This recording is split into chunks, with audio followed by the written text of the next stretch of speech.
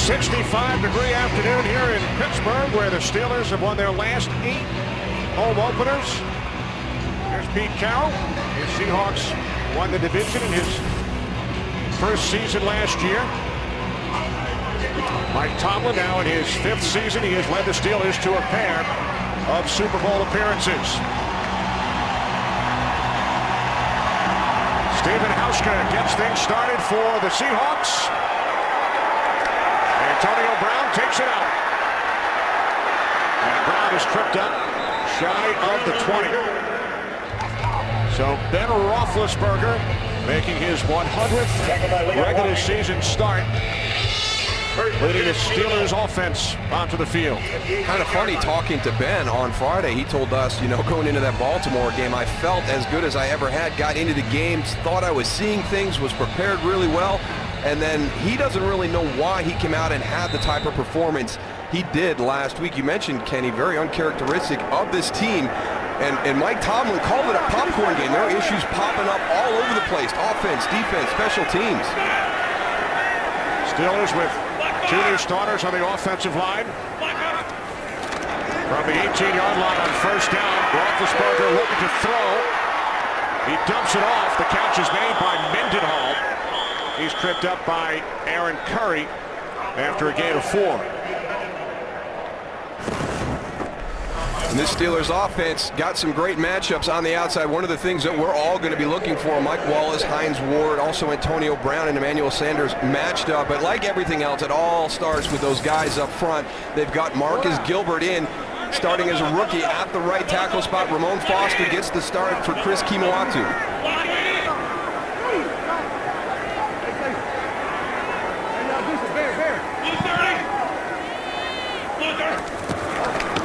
On second down and 6, this is Mendenhall out to the 25-yard line. Gain of 3. David Hawthorne, the tackle. One of the bright spots for Seattle last week was really the defense. They played very well. They were on short fields quite a bit in that game against San Francisco. Big up front, very impressed with that group. Their front 7 strong with the linebackers. And one of the things we're going to keep an eye on during the course of today's game are these 2 safeties, Cam Chancellor and Earl Thomas. Very involved in the run game, very good in coverage. Weldy Moore in the backfield, 3rd down and 2. Roethlisberger from the shotgun. Over the middle, and it's complete for a first down and more. Emmanuel Sanders into Seahawks territory, and he is finally knocked out of bounds by Chancellor at the Seattle 43-yard line. 30 yards from Roethlisberger to Sanders. One of the challenges for Seattle will be in coverage against this group of wide receivers. You see the separation right there with Emmanuel Sanders being guarded by Brandon Browner. Now, Brandon Browner is a big guy. He's a legit 6'4", 220 corner. How is he going to handle that speed and agility of these Steeler wide receivers in space? That offensive line for the Steelers also doing a great job right now of giving Ben time. Ben, one thing that he doesn't like is pressure in his face. Here's Mendenhall. Back to the 40-yard line. Red Bryant made the tackle, a gain of 4. Another guy we got to keep our eyes on, Darryl, Red Bryant. They're going to put him at defensive end, but also move him inside to try and get some pressure like Haloti Ngata did last week with the Ravens. Haloti Ngata, Goose, one of those unique guys in the NFL. Red Bryant, we've been watching him for a couple of years now. Big force on that outside. He's a pretty big defensive end. Look for the Steelers maybe to try and get some audibles or some changes in strength where they can run at Chris Clemens on the other side.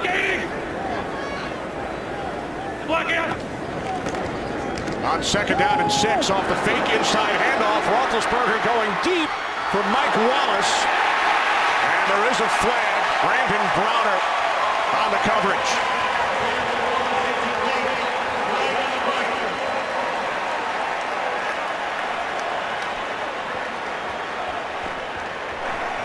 Pass interference. Number 39 defense. Out in the end zone. Ball will be placed at the 1-yard line. First down. I think it's going to be interesting to see how the Seahawks play Mike Wallace. He's got tremendous speed. You can see all the contact there. Brandon Browner did not get his head around at all. He's got contact. He's face guarding. There's several ways to get past pass interference called on you. I think Brandon did it about 3 different ways on that play. I mean, at 6'4", all he had to do was put his hands up. He probably would have tipped the ball. That's one big corner, I'll tell you. 3 tight end set. First and goal from the 1. Here's Mendenhall, and he is bottled up. Clinton McDonald, first Seahawk, in on the tackle. I was impressed with Seattle last week against San Francisco and Frank Gore. You know, Frank Gore has had huge games against the Seahawks throughout his career. They've got a young, good offensive line out in San Francisco. I tell you what, that Seattle defense played very, very well last week. It's going to be tough to run against them. They're going to have to try and wear those guys down up front. They're big bodies for the Seahawks. Doug Legursky has moved back to the fullback position. Roethlisberger in trouble. Down he goes. Back at the 9-yard line. It's the longtime Green Bay Packer, Atari Bigby. Well, you're going to go after the young tackle and try and challenge him. Atari Bigby coming from the outside. Here's Marcus Gilbert here down inside. He's got to kick out, but he doesn't get out there fast enough. I know when you go in there as a young guy, assignment-wise, you want to be true, but you also have to have that knowledge and that feel. Okay, I've got a safety. He's up tight on the line of scrimmage. I'm supposed to set down in here and kind of shore this up for my guard and my tight end, but don't put yourself in a position where you can't get back out on your assignment. Third and goal from the 8. Roethlisberger moving to his right. Now he'll look to take it in himself. And he is stopped short.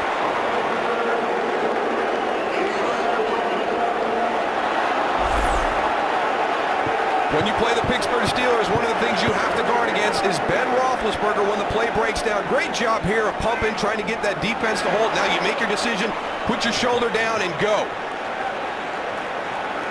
Another thing the receivers have to do that I didn't see, it looks like his knee was down right there, but when Ben comes out of that pocket, those receivers have to go and find a way to get open. It looked like they all just froze there in the end zone, and Ben had nowhere to go, so he winds up running the ball. And now the Steelers use their first timeout.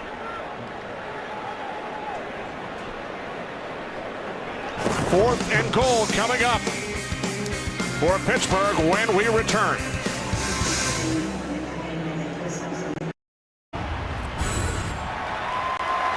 Steelers going for it on 4th and goal.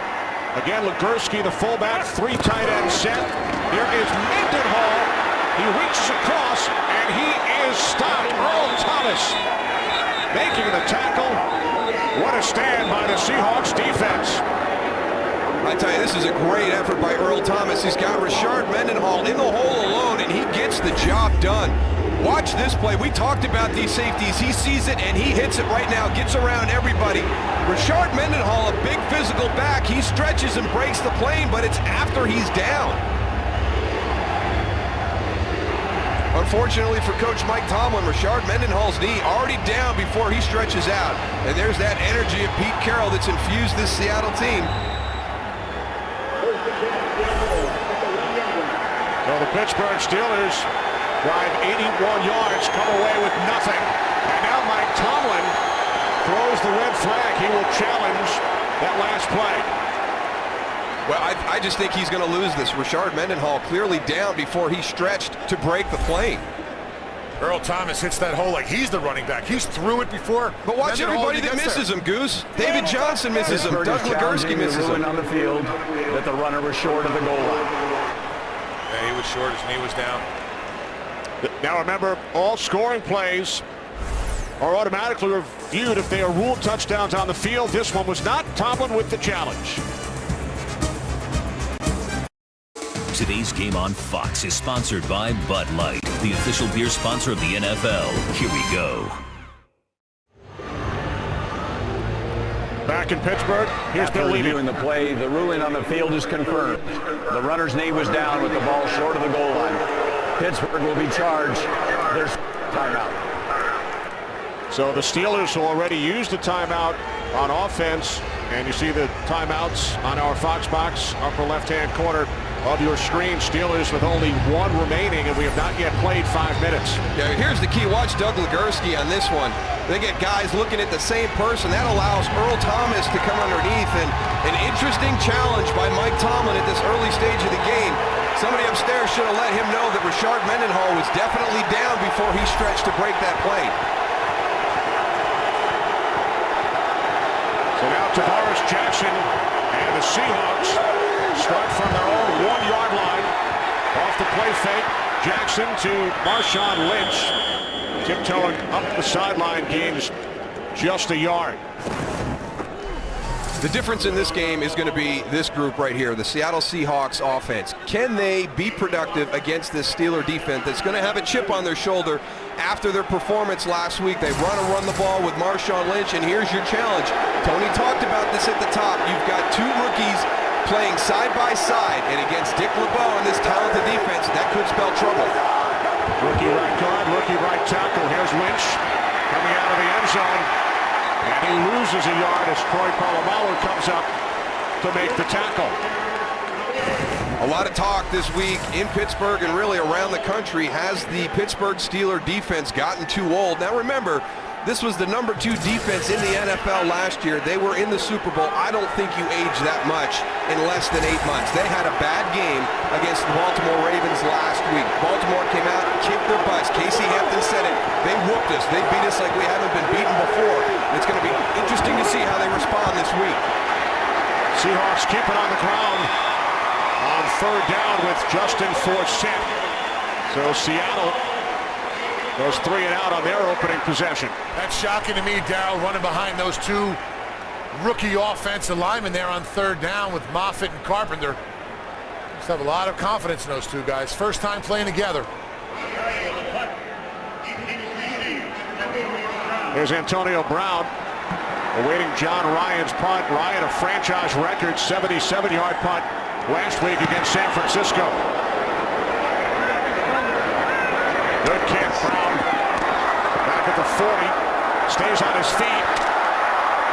And it is tackled back at the 38-yard line, and a flag is thrown.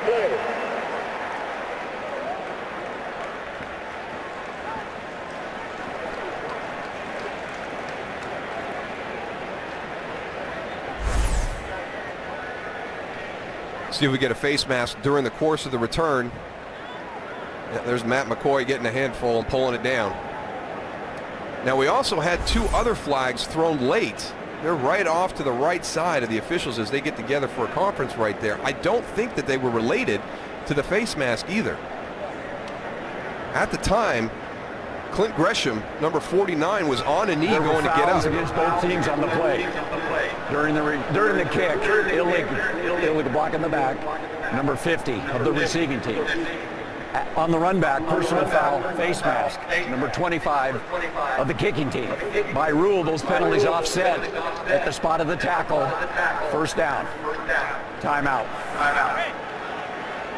So the penalties offset. Good field position for Ben Roethlisberger, the 2-time Super Bowl champ. Today's game is sponsored by the Ford F-150. The only truck available with EcoBoost. By the California Whopper and California Whopper Jr. sandwiches, only at Burger King.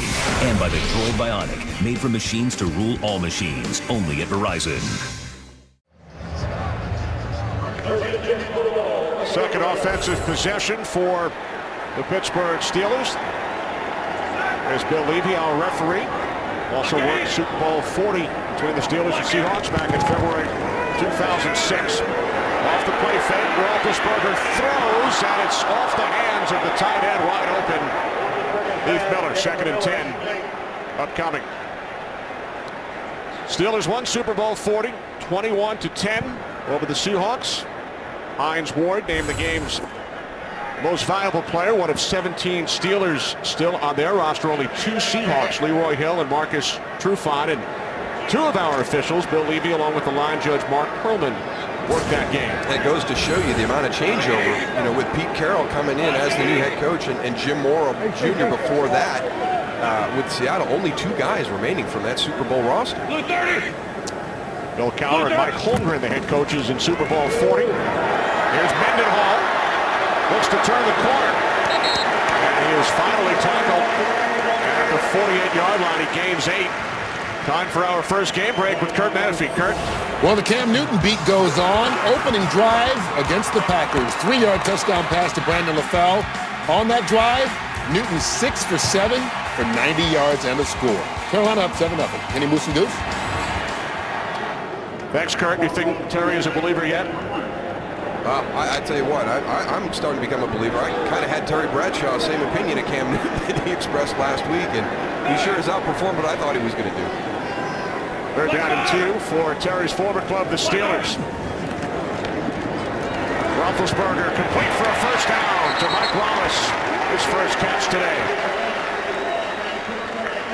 One of the things that Pittsburgh has to do is get into a little bit of a rhythm right now. I mean, Ben missed an opportunity with Heath Miller before that, and he comes back here. Here's some of that press coverage that we're going to see. Mike Wallace against Marcus Trufant. And one of the things you have to guard against, if you're in press coverage and one-on-one against Mike Wallace, is that speed down the field. And Marcus Trufant played that pretty well. He's not going to give up the big play, keeps everything in front of him. They get the first down, but boy, Mike Wallace, that's a tough job one-on-one. From the 45 on first down, Mendenhall, stutter step, cuts to the outside.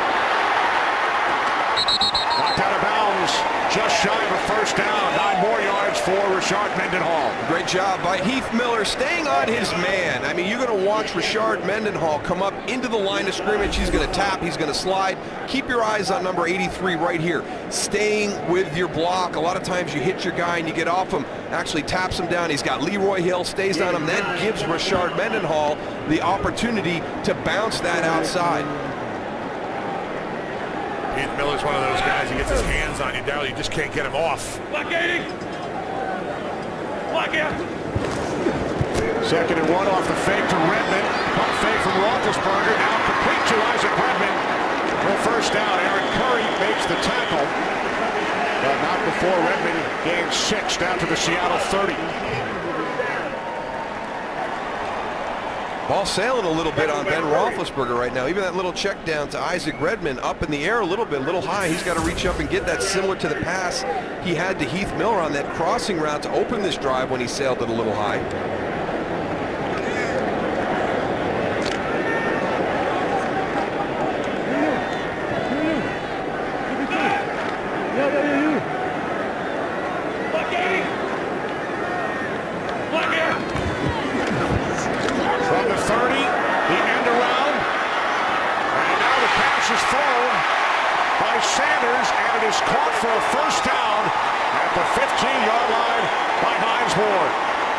Well, Goose, I know you played against the Steelers quite a bit. That's one of those things you got to guard against every time you play them.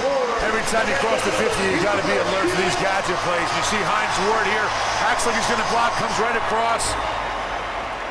Nice throw, and you put it near a guy like Hines Ward, he's going up and he's getting it.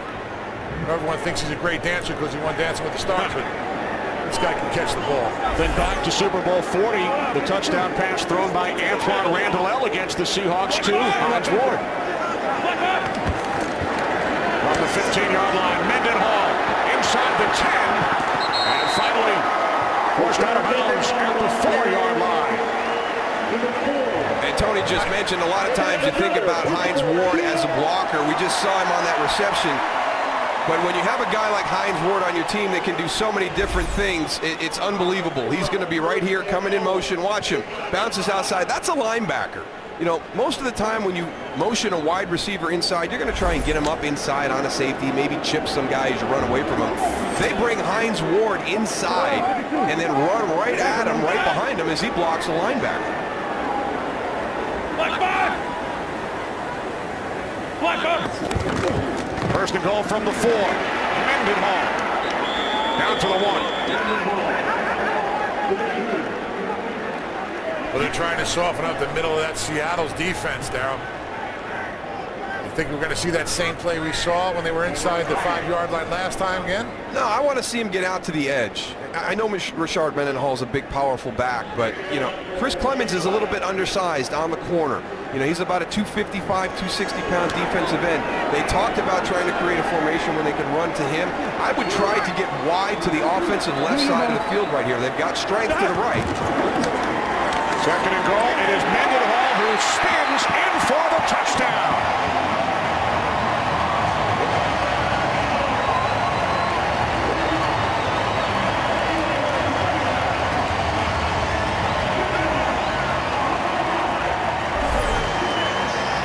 Get all your big bodies to the right side, and just Rashard Mendenhall, a great job with his spin right there. Cam Chancellor comes in, has a shot at him, nothing clean, but he spins inside, is able to break some tackles, get in for the touchdown.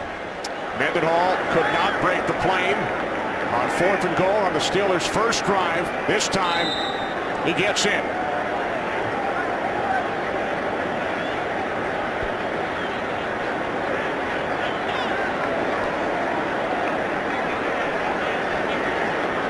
Sean Sweezen connects on the point after. And the Pittsburgh Steelers have taken a 7-0 lead over the Seattle Seahawks. Mike Tomlin's excited. Steelers drove 81 yards on their first possession. Could not score. Now a 9-play, 60-yard drive. Rashard Mendenhall with his first touchdown of the season. The always dangerous Leon Washington returned 3 kickoffs for touchdowns last year.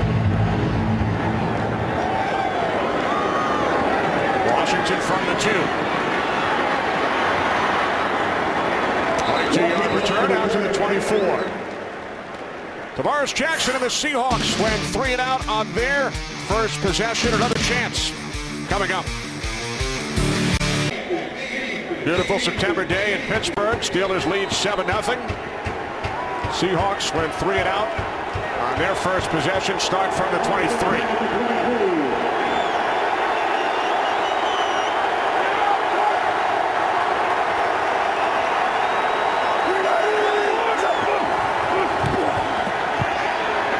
Jackson throws on first down and it's complete to the tight end Anthony McCoy. William Gay starting for Bryant McFadden at left corner on the tackle.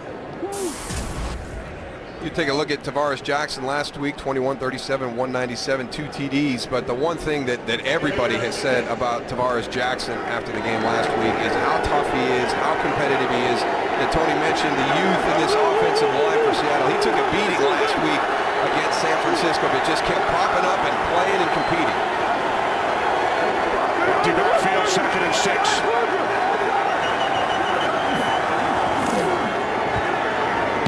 Jackson to the outside, and the catch is made for a first down. Leon Washington takes it out to the 37-yard line. Ryan Clark made the tackle. Mike Tomlin was the defensive coordinator in Minnesota in 2006, Jackson's rookie season. And when we spoke to Mike on Friday, he talked about Tavares Jackson's toughness. Absolutely, and it's one of the things that you look for in a quarterback. You know, we had chances to talk to Mike Lawrence, a lot of quarterback coaches, and a lot of them, what's the one thing they're looking for that's really intangible that you can't teach is courage in the pocket. Tavares Jackson has plenty of that. Penalty marker as Marshawn Lynch fights his way back to the line of scrimmage.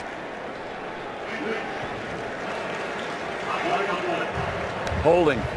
Number 72 off. 10-yard penalty. Repeat first down. That's on the left guard, Robert Gallery. Time for a game break. Here's Kurt. Bears with a big game at New Orleans, and they get on the scoreboard first. Jay Cutler to Dane Sanzenbacher, rookie free agent out of Ohio State with his first NFL touchdown. Puts the Bears up early on in the first quarter. Can he move some goose? Good win for the Bears last week at home over the Atlanta Falcons. Jackson with loads of time, could not find anyone downfield, and throws it away. Well, I don't know if they were trying to do a double move on the top of this. If you take a look right here at this receiver, see if they were trying to do a hitch and go right now, and it kind of got out of sync with Ben Obamanu. Good coverage by William Gay right there, but the decision by Tavares Jackson, one of the things that Pete Carroll, the head coach, and Darrell Bevell, the offensive coordinator, said they wanted to see this week from Tavares Jackson was quicker decisions. Either throw the ball away if it's not there, and if you want to run, just decide to run quicker. Don't hold it. Don't stand in the pocket. You can against the Steelers D. Double 5 years with Jackson in Minnesota. Second down and 20. Jackson with time over the top. And again, it's the tight end McCoy at the 31-yard line. James Farrier Really surprised at that Steeler defense, really not bringing a lot of pressure. Last play, they go and rush 3 players. Before that, only 4. Usually the Steeler defense likes to bring that 5th man into it, but I haven't seen it yet. Tavares Jackson has plenty of time back there to go and make good decisions.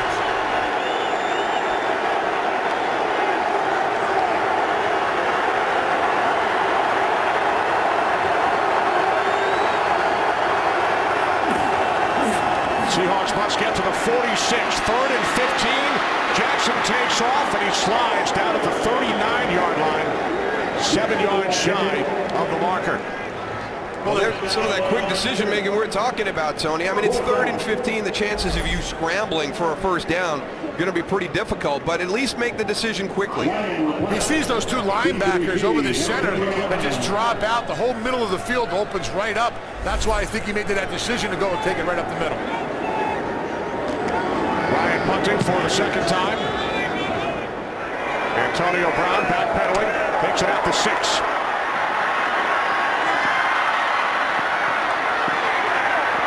Brown up the sideline. He stayed in bounds, and he is finally tackled at the 47-yard line by K.J. Wright. A 39-yard return by Antonio Brown.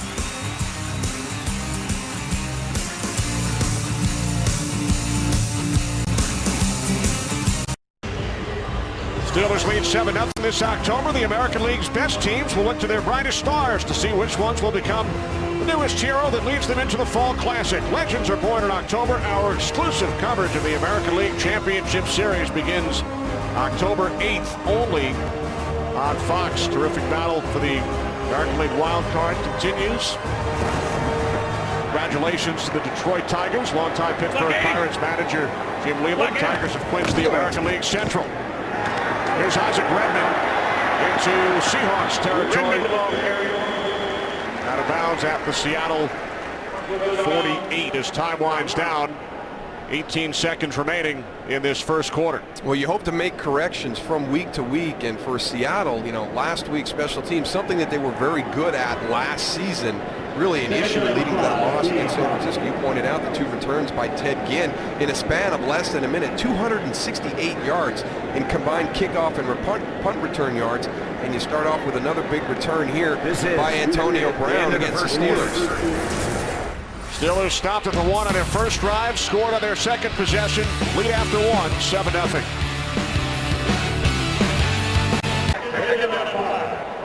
Terrible towels everywhere you look here in Pittsburgh. Steelers lead 7-0 as we start this second quarter. 2nd down and 5 from the Seattle 48. Roethlisberger 4 of 5 in the first quarter. He fires, and it is nearly intercepted by Aaron Curry. I am really surprised that Ben threw that ball. Aaron Curry was standing right there. I don't know what he was seeing. You know, there's a handful of plays in every game, Tony, that you have to make, and Aaron Curry's got a chance here to make a huge play for the Seattle Seahawks. I mean, it was no great move or anything. He dropped back 3 or 4 yards. Ben's looking right. He was down low in his back pedal. Maybe he didn't see him. He got pretty. They got lucky on that play. Would have been the first pick of Curry's career. Timeout, Seattle. That's their first charge. Timeout, 30-second timeout. Seahawks use their first timeout. Curry still can't believe it. When your offense is struggling, your special teams is struggling a little bit, somebody's got to step up and make a play. And we talked about Seattle's defense. You know, watching him on film, had a nice afternoon against San Francisco last week. And now Aaron Curry's got an opportunity to really just kind of infuse this team with some emotion and something positive for the first time. You've been being outplayed the entire first quarter. Now your defense steps up, makes a play. You got an opportunity for a touchdown. Ken Norton Jr., an old teammate of mine, having an opportunity to sit down and talk to Aaron about that. There's Leroy Hill. You know, hey, guys, you know, we got an opportunity right there to make a huge play early in this game. I think Aaron Curry was shocked that he threw the ball. You ain't going to throw this, and all of a sudden it's in his hands, and he just can't hold on to it. Ken Norton Jr., only player to win 3 consecutive Super Bowls. Traitor.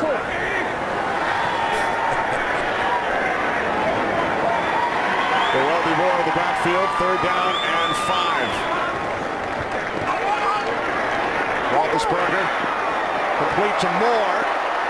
And Moore has a first down to the Seahawks 39. You know, Darryl, you mentioned it earlier about Ben Roethlisberger, his throw going a little bit high. And that one also would see his throw a little bit high. I'm wondering if he's having a hard time seeing over these guys. But right here we're seeing he's got an open pocket. He's trying to look some of the defenders off. And, just not really throwing it to where you would see Ben throw it. Usually he has a nice spiral right to the chest. But we're seeing everything elevated today. There's two tackles of both 6'6" Goose. First and 10 from the 39. Roethlisberger, nice touch to Wallace. And Wallace is down at the 23. Another Steelers first down. I tell you, Seattle's being very aggressive. Earl Thomas on this throw, undercutting the route to Mike Wallace on the outside. Ben Roethlisberger better be careful right now because Pete Carroll's got that defense. They've got the green light to jump some things.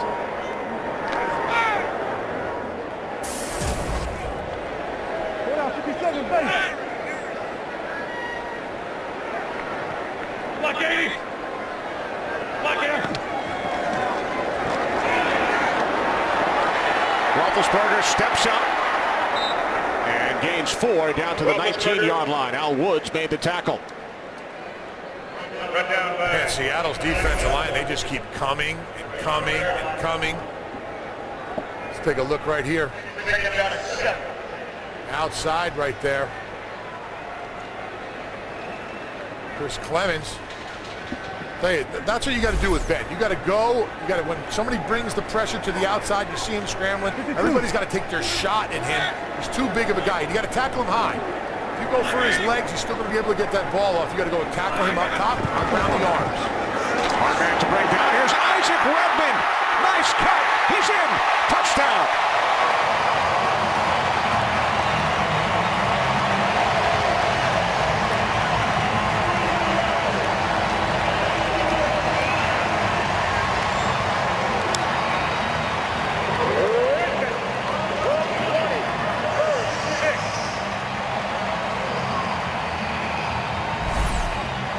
Take a look at Ramon Foster right here, the left guard. He's going to pull around. Kind of gets two guys right there, and then Isaac Redman just makes Cam Chancellor look silly in the secondary. Cam Chancellor's got to get the balance. He was running hard to his left. Good plant cut back to the middle of the field by Isaac Redman. Squeeze in the extra point. First career rushing touchdown for Isaac Redman. Out of Division II, Bowie State. 14-0 Steelers. Today's game on Fox is sponsored by Cadillac. By Triple Hops Brewed Miller Lite. Taste greatness. And by Geico. 15 minutes could save you 15% or more on car insurance. Darryl, you talked about the Seahawks' slow starts throughout the preseason. Last week they fell behind 16-0. Steelers have scored touchdowns on back-to-back possessions, and they now lead Seattle 14-0. And we also talked about the fact that Pittsburgh lost the battle at the line of scrimmage on both sides of the ball against Baltimore. Well, that's not the case today. They've really taken it to Seattle here. And when you're a team on the road, the one thing you want to do is play well so you can get the fans out of it. Not the case here. The towels are flying. Let's take a look at this score. You got Ramon Foster right here. This big man right here. And he's not only going to block 1, 2, he's going to block 3 guys. Watch as he pulls around. He goes and gets his body right there. Freeze it. He knocks off the whole wall of guys. That goes and opens it up for the touchdown right there. Foster making the start today for the injured Chris Kiwatu at left guard. Steelers lead 14-0. Seahawks back to work as Jackson throws, and it's complete to the fullback, Eddie Williams. And Williams picks up a first down, gain of 17. I mean, Tavares Jackson is standing back there in the pocket. Look at this offensive line. Watch this play. He goes, he drops back. Look at the defensive line stumped on the line of scrimmage. I mean, he has all day back there. You know, we were questioning Moffitt and Carpenter and Unger and seeing what kind of job they could do with this Steelers defensive line. They are stoning them right now. Here's Lynch running behind that offensive line that Goose just talked about. And Marshawn Lynch gains 3 out to the 40. Sometimes as a defensive lineman, you're so tuned in to go and stop in the run, which the Steelers and Darryl talked about in the open, trying to do, that you forget to convert when you go and recognize pass. The one thing you have to do is you have to go play the run, and when you see pass, you have to get off those guys, shed the blocks, and get penetration. That quarterback's going to pick you apart. I don't care who he is.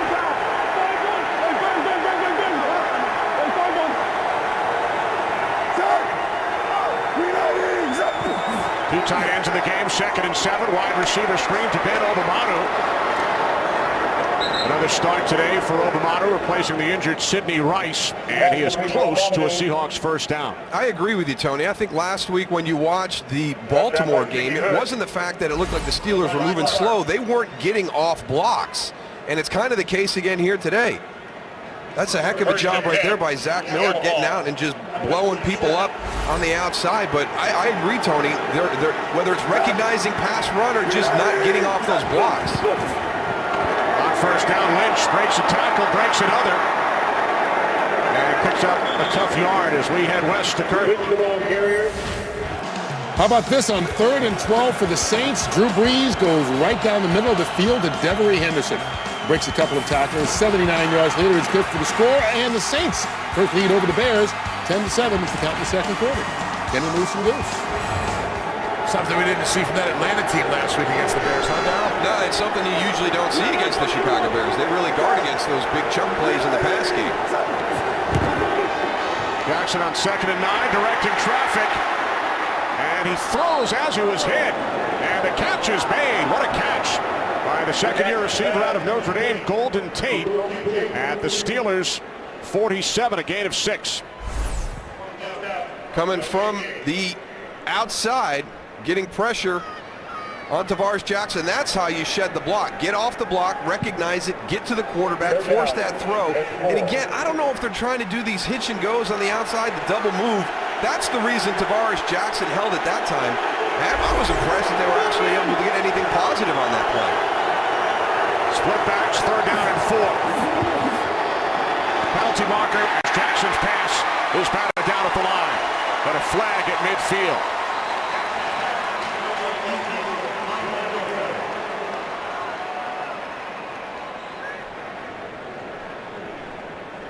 Before the snap, false start. Number 76. 5-yard penalty, 3rd down.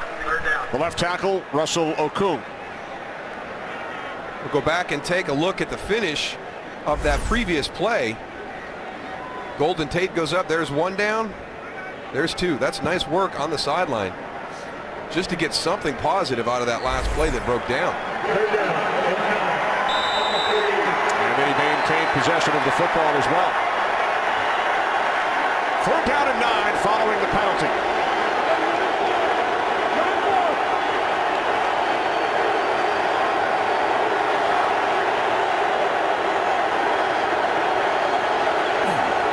Seahawks must get to the Pittsburgh 43. Jackson again with time. He fires a bit high. Intended for Obamanu. Ike Taylor on the coverage. No, but Ben Obamanu has got to make this catch. I mean, it may be a bit high, but to me it looked like he mistimed his jump. Going to be coming from the top right here. Plenty of yards for the first down. Turns Ike Taylor around. He's got to make that catch. That was right through his hands.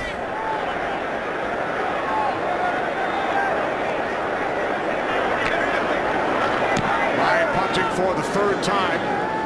Angled towards the sideline, taken at the 7 by Antonio Brown. Good return last time. Brown cut down shy of the 20 by Atari Bigby. Mendenhall the first, Pittsburgh touchdown, and then Isaac Redmond. 14-0 Pittsburgh.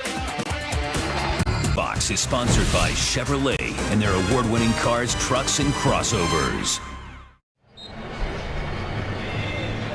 Welcome back. Kenny Albert, Darryl Johnston, Tony Siragusa here in Pittsburgh. Steelers now to a 14-0 lead over the Seahawks. First and 10, steal the ball at the 17-yard line. Steelers start from their own 17-yard line. They've scored touchdowns on each of their last 2 possessions. Black 80.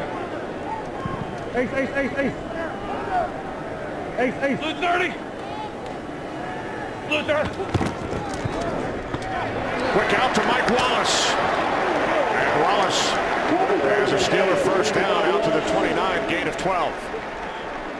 I think that was an adjustment just between Mike Wallace and Ben Roethlisberger because they had Hines Ward motioned in. Looked like they were going to go with the running play. He pops up, gets that quick screen out to the left. Put Mike Wallace in one-on-one situations. Tremendous breakaway speed. Wallace averages just under 20 yards per reception over his 3-year career. Black 80. Black 80. From the 29 on first down, here is Mendenhall. He's battled up Matt McCoy. First Seahawk in on the tackle, gain of just 1.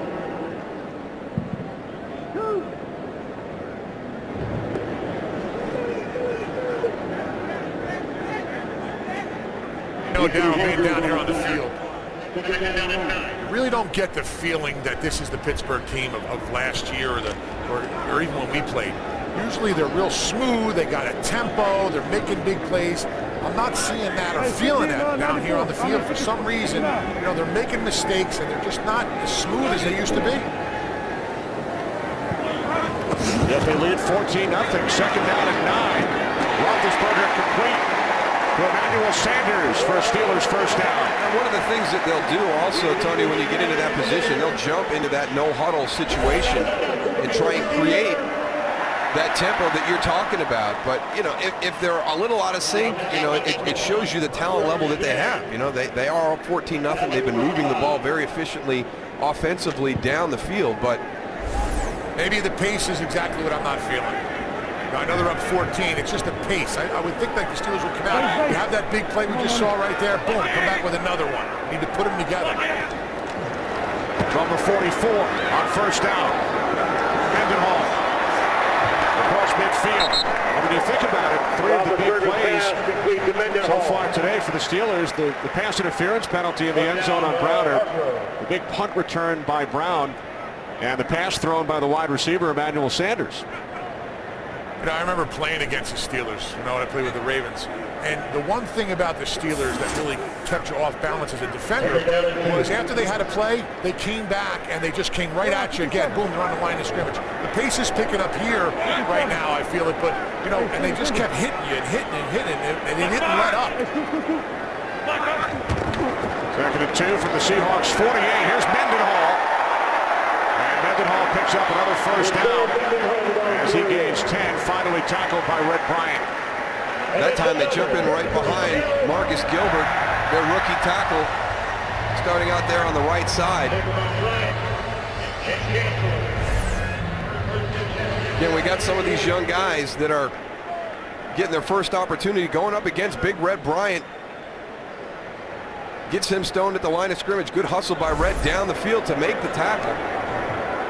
There's Gilbert, rookie out of Florida, second-round pick, making his NFL debut. Filling in for Willie Colon, who missed all of last season and was placed on injured reserve this week. Redmond, 36. Here's that area again we talked about earlier, down when they cross that 30 or 40, when they come with those gadget plays.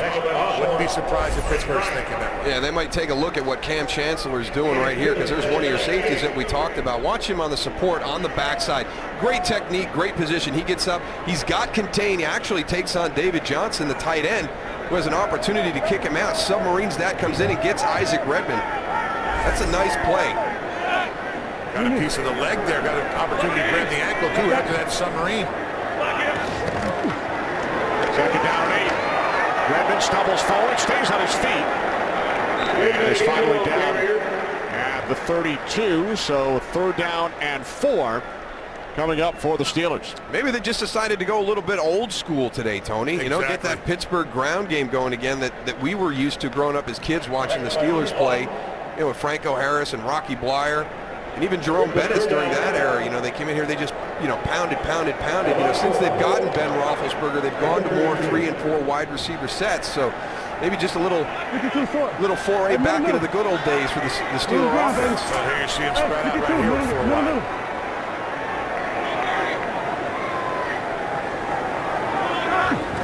Roethlisberger on 3rd down and 4. And his pass is caught for a first down by Wallace.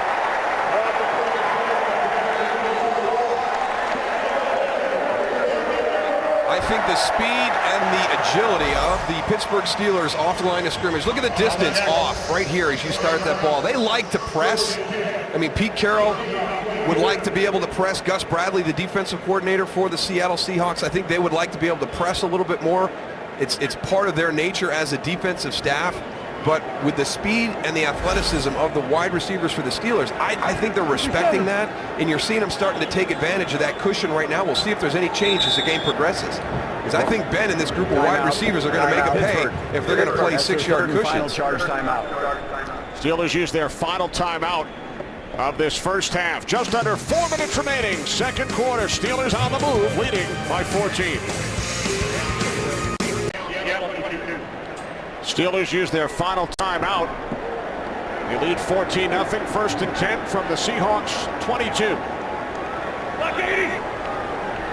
Block 80. Roethlisberger moving to his right. He throws, and catch is made by Hines Ward, and he is upended by Walter Thurman. Down by Thurman. Ben Roethlisberger needs to get this ball out a little quicker right now. Get it to him that first time, but after the throw, after Walter Thurman kind of comes up and takes the legs out from underneath Hines Ward, Ben Roethlisberger went to Rashard Mendenhall on the other side, so there was some kind of confusion on that play. I think he was expecting him to be somewhere else. Can't let Raheem Brock either, number 98 for the Seattle Seahawks, come free. No one even touched him. And maybe that's what it was. Maybe Rashard went the wrong way and he expected to have a little bit of an escort. 10th play of the drive for the Steelers. Heath Miller at the 4-yard line, setting up 1st and goal for Pittsburgh, and there is a flag. Roethlisberger is down. Personal foul. Roughing the passer. Number 98 defense. Going to the knees of the quarterback. Half the distance to the goal from the end of the run. Automatic first down. That's Raheem Brock. You just mentioned him, Goose, number 98. Now, he may have tripped over somebody. He may be falling. It wasn't intentional. But you have to be in control of your own body. If you're going to be stumbling going towards the quarterback, you've got to veer off. You are not going to get any leeway whatsoever. Up here on the top, works the spin move. You can see as Marcus Gilbert, loses that spin move, he kind of kicks his leg back, and Raheem Brock trips over it as he's coming in, but he is still responsible for where he hits the quarterback.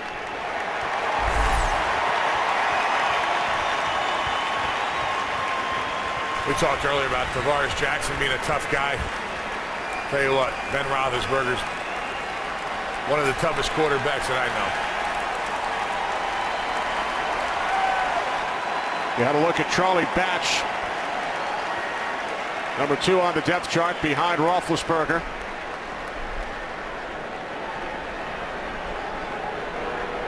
Byron Leftwich was in camp with the Steelers, but he was placed on injured reserve after suffering a broken arm. So here comes the 14-year veteran who started 2 games last year, the Pittsburgh native, Charlie Batch. With Roethlisberger watching from the sidelines.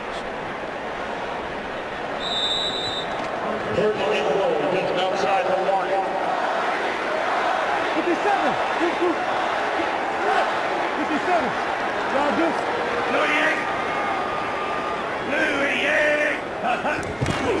First and goal from the 2. Mendenhall followed up, loses a yard. Chris Clemens leading the way along with Marcus Trufant. Well, when you first heard the call, my biggest concern is, was it intentional? Did Raheem Brock go in and go low on Ben Roethlisberger? That's not the case at all. He spins inside. You see the leg whip right there. You get beat inside. It's just a reaction. You're going to do whatever you can. Marcus Gilbert kicks that leg up. It actually trips Raheem Brock, and he falls into Ben Roethlisberger. And you can see the concern that Brock had after the play as he remained in the vicinity of Roethlisberger. Second and goal from the 3. Redmond.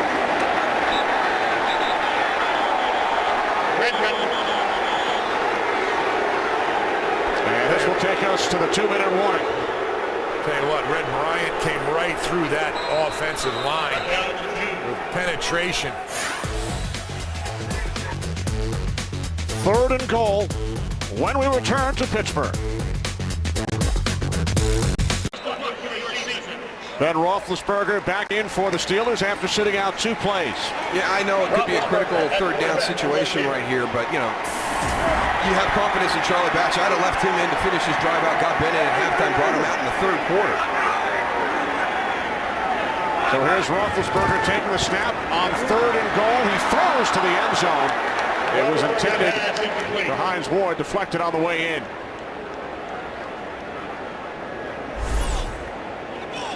Keep an eye on Hines Ward right here, right across the middle. He's Ben's go-to guy.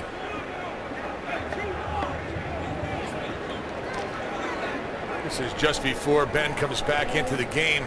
No, Darryl, I got to agree with you. He just, you know, after that play also, he got hit a little bit, but it doesn't look like he has his feet underneath him right now. And that Charlie Batch, I would have also kept him in here to try and finish that. I mean, it's only one play.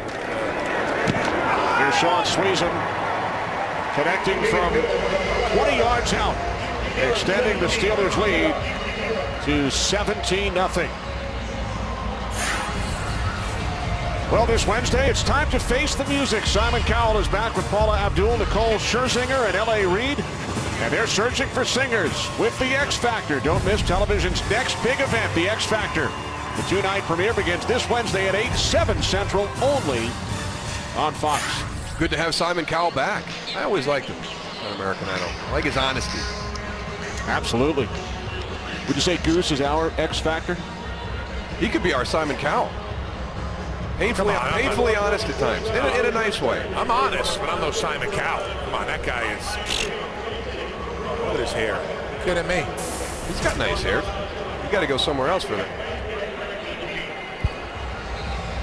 Simon Cowell, he wish he looked like this. Yeah, big thing, Tony, with that on that last play is as a quarterback, you throw with your legs. And it's one of the things that, you know, a lot of people, you know, have a little bit of difficulty grasping that concept. You know, you've got the rotation with the arm and the upper body. But if his legs are bothering him, if that knee is bothering him, then that's going to impact his ability to throw the football. I really don't understand that. I'd have him in at halftime, you know, get him in a little bit early, and then bring him out in the 3rd quarter. Couldn't agree with you more, Darryl. Seahawks will start from their own 20 with a minute 52 remaining. They have 2 timeouts. Coming up, the Visa halftime report with Kurt, Terry, Howie, Michael, and Jimmy. They'll be along with scores and highlights and up to the second stats. That's all coming up during the Visa halftime report. How about Jake Glazer reporting during our pregame show that Peyton Manning flew to Europe to undergo stem cell therapy? Yeah, how about that? You know, I'll tell you what, it's just not the same. And nobody means more to the team than Peyton Manning. Jackson in trouble with the snap. And he loses a couple of yards down at the 18. This is actually a half of missed opportunities by the Pittsburgh Steelers. You take a look right there. Snap's perfect. He just took his eyes off it for a second. Lucky that it came back to him. But we're sitting at 17-0. It really should be 28-0 for Pittsburgh right now. I mean, they have absolutely dominated the first half. False start, number 76 offense. 5-yard penalty. Second down. Second time Okung has been flagged today. Steelers on their opening drive, getting back to your point. Stopped at the 1 on 4th and goal. Settled for nothing. And then on that last drive, they had 1st and goal from the 4. Second down and 17 following the penalty.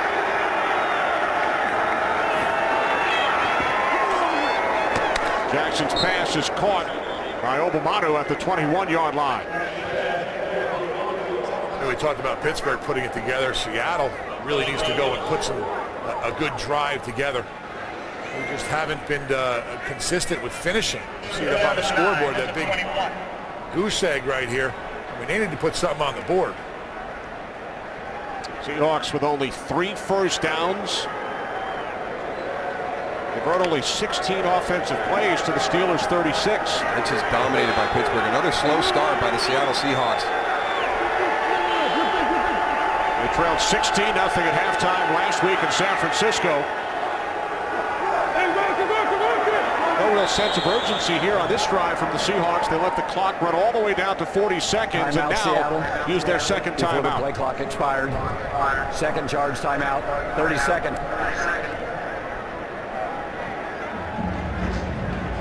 Well, I talked about John Moffitt and James Carpenter, the 2 rookies who are playing side by side. You see them right here. They have really shocked me. I thought that we were going to see this Pittsburgh Steelers defense, go after these guys. But one thing Seattle offensively hasn't done, I've been almost scoring it like a fight. The first possession, 3 and out, they lost. Second possession, they're doing pretty good. They're not doing bad. But then all of a sudden they go and have that punt return for 41 yards, lose. And then the third possession, they get 2 first downs. Steelers really don't do nothing, so I gave them a draw. And this is going to be the 4th possession. Let's see what they do here.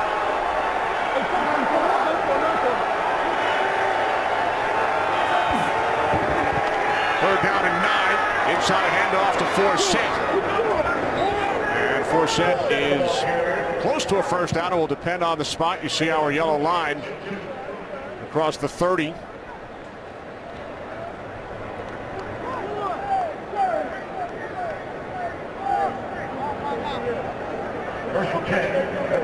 And the Seahawks did pick up the first.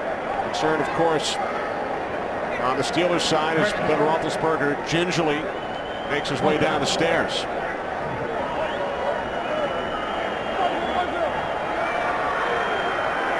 Final play, drawing a defensive penalty of this first half.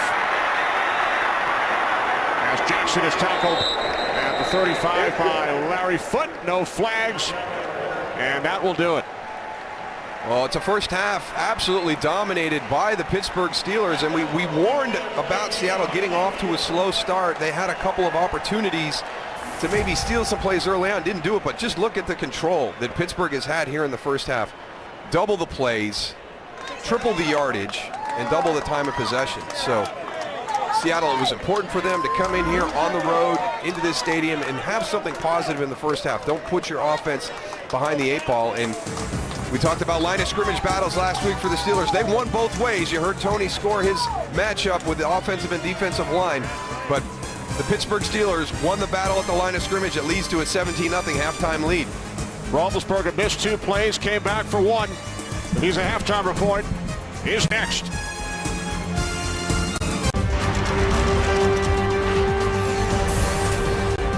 Follow your favorite team all season long. Go to iTunes.com/NFL. Steelers lead the Seahawks 17-0 as we welcome you back. Kenny Albert along with Darryl Johnston.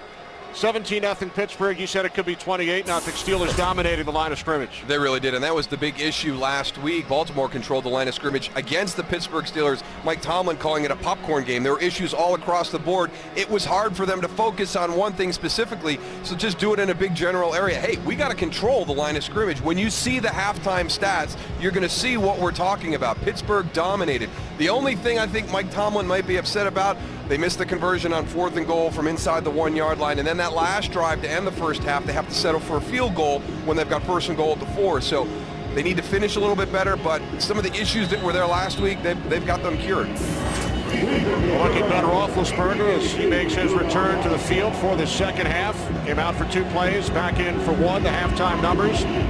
Seahawks only 4 first downs. They had only 3 in the first half last week against San Francisco. As we check it downstairs with Goose. What's up there, Kenny? I had an opportunity to go and talk. Where am I at here? Oh, there I am. Okay, I had an opportunity to talk to Mike Tomlin, and I told him, Mike, you know, exactly what me and you talked about, Darryl, about, I'm not feeling something. There's something with the Pittsburgh Steelers that I'm not feeling. And he goes, I understand exactly what it is. Offensively, defensively, and special teams-wise, we're not feeding off each other. We're not getting our momentum. Usually we do that as a group, but we haven't, and that's something I'm going to talk about going into halftime. Bruce, I loved your quickness with that spin move, a complete 180. I'm practicing for Dancing with the Stars or something, Kenny. Try it. Loosen it up a little bit. Well, we chatted with Hans Ward about his appearance on Friday, and we all feel, Goose, all of our crew members, that you would be perfect. Yeah, or the X Factor. You know, I think the X Factor, you know, la la la la la. I'm telling you, I'm going to work on that a little bit, Kenny, but I'll back you.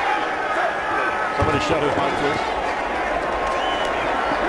On second down, Leon Washington is stuffed by Lamar Woodley.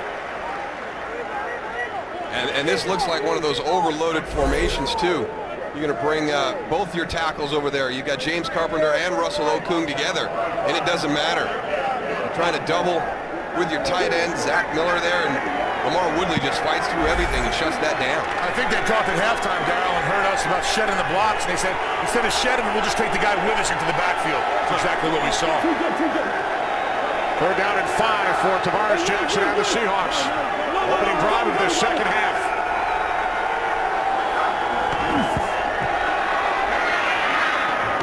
Jackson to the outside. Nice attempt, but Doug Baldwin, the rookie out of Stanford, unable to hold on. William Gay on the coverage made contact. There's Doug Baldwin working the slot. Inside comes out. A nice route design right there. A little rub there that forces the defender to go over the top. I'll tell you what, right up the middle, Aaron Smith.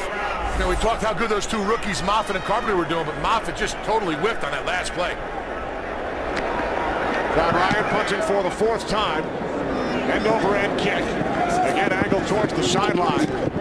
Out of bounds at the 33, so no chance for a return by Antonio Brown. Good news for Steeler fans, the return of Roethlisberger.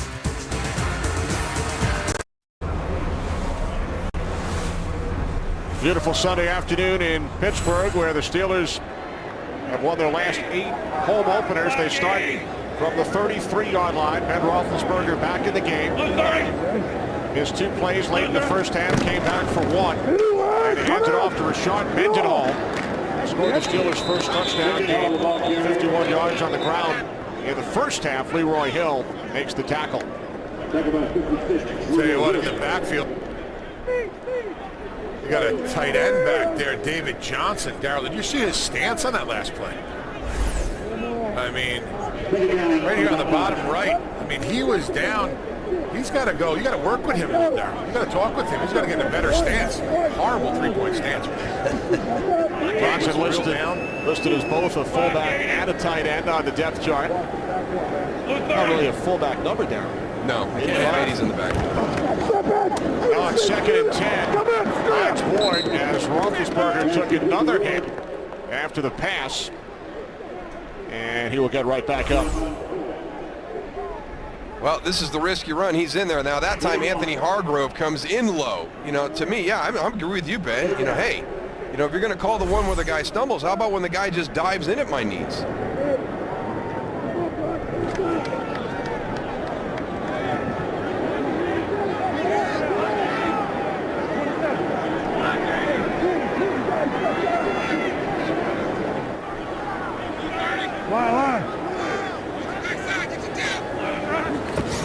Three wide receivers set, 3rd down and 9.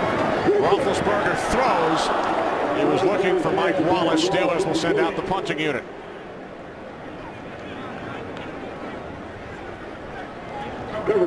It's going to be important for that Steeler offensive line and the running game to kind of take over this second half. Don't put a lot of pressure on Ben Roethlisberger, where he's got to be back in that pocket, making plays in the passing game to keep this momentum going. First punt today for Daniel Sepulveda. Mike Tomlin asked about positives last week. He said, well, Sepulveda punted well. He did again. Too well. Rolls into the end zone for a touchback, 66 yards on the punt and roll. Back in Pittsburgh, Steelers lead 17-0. Steelers go 3 and out for the first time, but Coaching staff, fans very happy to see Roethlisberger back out on the field. Yeah, and regardless of how he feels physically, he knows he should have made that last throw. Keep that offense out on the field. A little frustration there by Ben Roethlisberger not being able to get that done. So now the Seahawks trailing by 17, starting from their own 20-yard line. Look out to Golden Tate. Second catch today. Forced out by Lawrence Timmons, gain of 7. Like Troy Polamalu there towards the end of that play, getting a little frustrated, not hitting people there in the backfield. You watch right here, Tate goes to the outside, missed him. Troy wants to get a little action in there, look like. We haven't called his name all afternoon, guys. No. Trying to stay away from him. He's the guy who can really turn the game around. The reigning NFL Defensive Player of the Year, Pete Carroll, knows him well, coached him at USC. Second down and 3, Marshawn Lynch. Lynch gains a yard to the 28. There's some good team defense right there. Just stretch it. Everybody maintain your gap responsibility. Marshawn Lynch is just going to keep looking for a spot to run. They force him all the way to the sideline.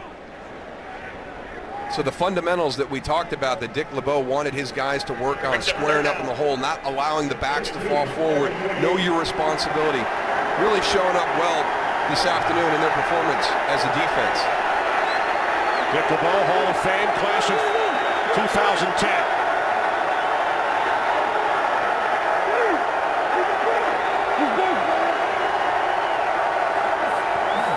Empty backfield on third down. This is Justin Forsett. And he looks to fight his way to the 30-yard line. It will depend on forward progress.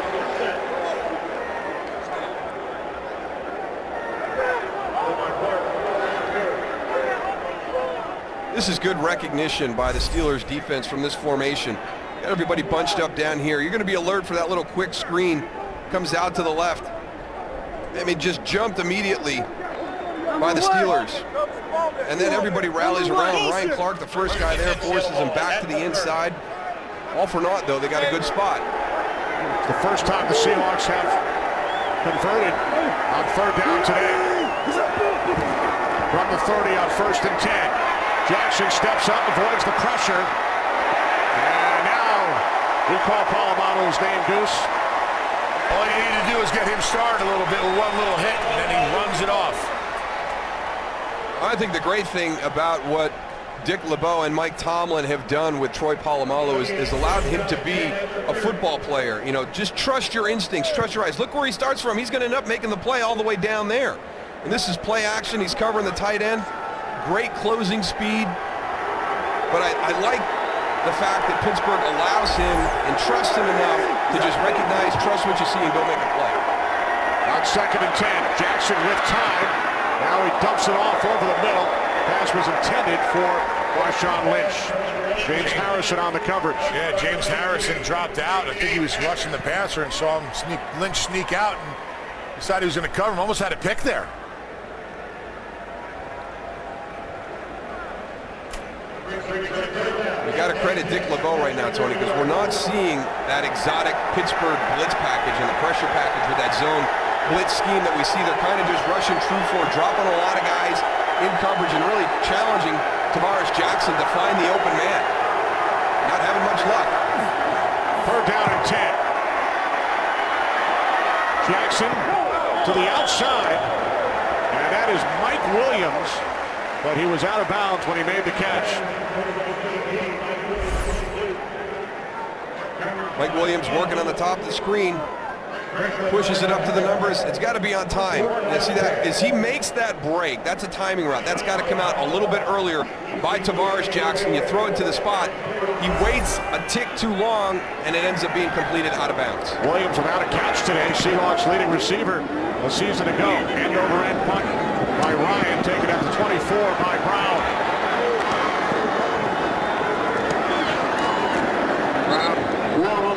Tackle back at the 29-yard line. So Ben Roethlisberger and the Steelers offense back out leading by 17. Sponsored by Verizon. Get coverage of every NFL game on NFL Mobile. Call Star NFL from your mobile phone to get NFL Mobile. Get coverage of every NFL game on NFL Mobile. Call Star NFL to get NFL action on your mobile phone. Steelers losing in Baltimore last Sunday, 35-7. Ben Roethlisberger told us I was over it Sunday night. We lead this game 17-0. First and 10 from the 29-yard line as Mendenhall loses a couple. Well, we just talked about Troy Polamalu for the Pittsburgh Steelers, and let's not forget we got a couple of good safeties on the other side. Here he comes right through the middle. Great timing, great anticipation. Needs to wrap up a little bit better. You're going to see him come in here and just kind of throw that shoulder through and not get a true wrap up. But yeah, even Ben Roethlisberger said, you know, when I watch Earl Thomas play, he reminds me of Bob Sanders from the Indianapolis Colts. 56. Block 80. Hey, 57. Block it up. On second down and 12, delay to Mendenhall, cuts it to the outside. Down at the 36-yard line by Cam Chancellor. 8 of 8 for Rashard Mendenhall. That's the beauty of having a strong running game. You get into a 2nd and 10 situation and you don't have to go to the air. You can turn around, hand it off to your running back, have the confidence that he's going to put you in a manageable 3rd down distance. Mendenhall 7th in the league last year, over 1,200 yards, 13 touchdowns, scored the Steelers' first touchdown today. 52-27. Hey, Raymond, man. Raymond. Yeah. 3rd down and 3. Steelers must get to the 39, and they do, as you heard. Roethlisberger, miscommunication with Brown before the play, and Antonio Brown gains 14 for a first down. I know you talked about it earlier, Dow, but the cushion that these defensive backs, I mean, look at them all. It is amazing. You know, you got 4 yards to go, and they're 7 yards back. I don't know how they're given that kind of cushion, expecting to go and stop this Steeler offense. And you know that's got to be difficult for Gus Bradley and Pete Carroll because, you know, pressing on the outside is one of the things that they like to have as part of their defensive scheme. And I just think it's a tribute to the athleticism of these wide receivers for the Steelers. First and 10 from midfield, the slant to Wallace. And Mike Wallace has another Steelers first down as he gains 23. I mean, right now you're basically forcing Seattle to make an adjustment. If you're going to sit here and play, we're just going to keep picking you apart. Now that time they try and do a little bit of press with Brandon Browner, but you know, he's not matching up on the outside. Look at beat right away, right to the inside by Mike Wallace. I mean, Browner's 6'4", 221 pounds. He played up in the CFL up in Canada. He needs, if he's going to play press, he needs to get up on him and be a little bit more physical. I mean, he's just letting him run. He's not even getting a hand on him in the first 5. Spent the last 4 years in Calgary. Steelers set up the screen to Mendenhall. Cuts to his right. There is a flag. Mendenhall inside the 15. Another flag. And finally tackled at the 10-yard line. 2 penalty markers on the play. So we will hear from Bill Levy.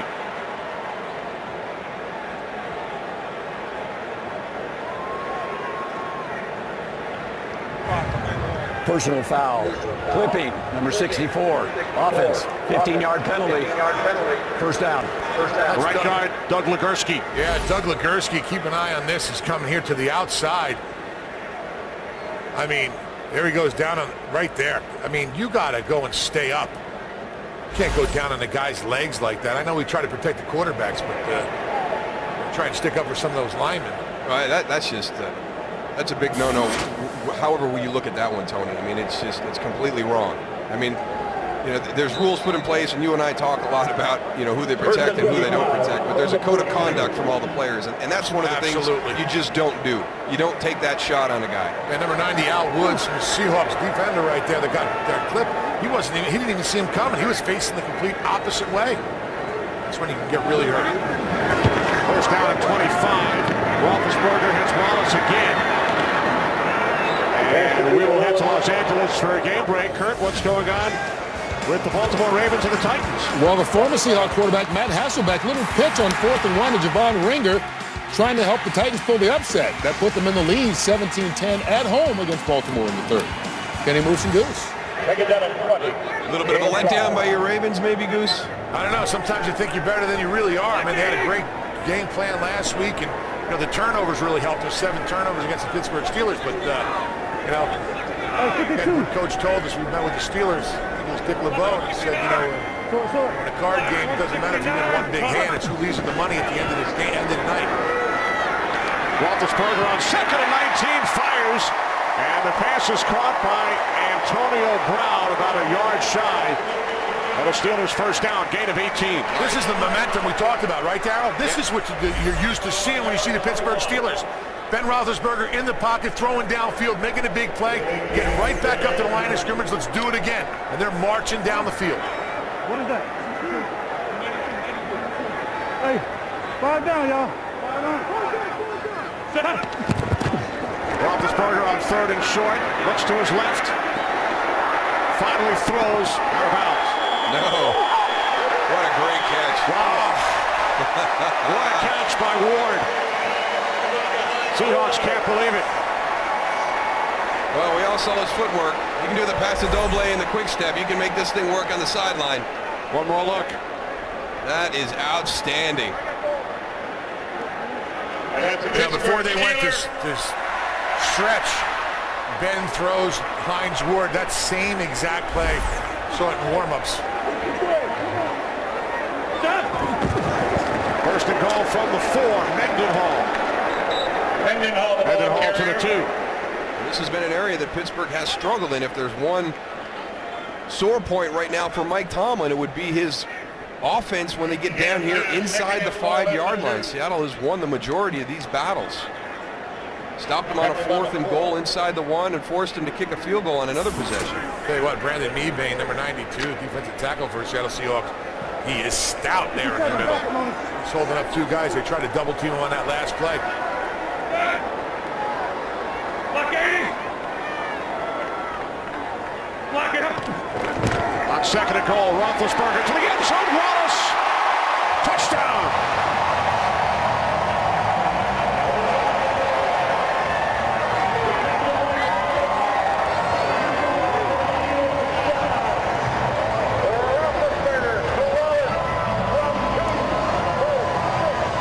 Sometimes you go back to the well one too many times. You keep running that same play. We've seen this formation quite a bit today, Goose, and they've run Rashard Mendenhall right in here. Now, you show that formation, and what do? You just pop up and throw the fade to the outside, and it looked like Brandon Browner might have been peeking inside and allowed Mike Wallace that easy release to the pylon.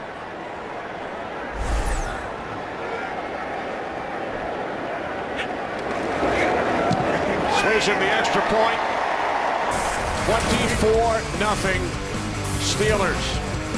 Roethlisberger to Wallace. This is Brandon Browner right here on defense. If you're going to press, you need to stone him right here on the line of scrimmage. You can't let him run free. Watch Mike Wallace, what he does. Goes, little fake right there, never gets a hand on him. You can't stop this play without going and give him some kind of shiver right on the line of scrimmage, and that's why they scored on that play. Shiver.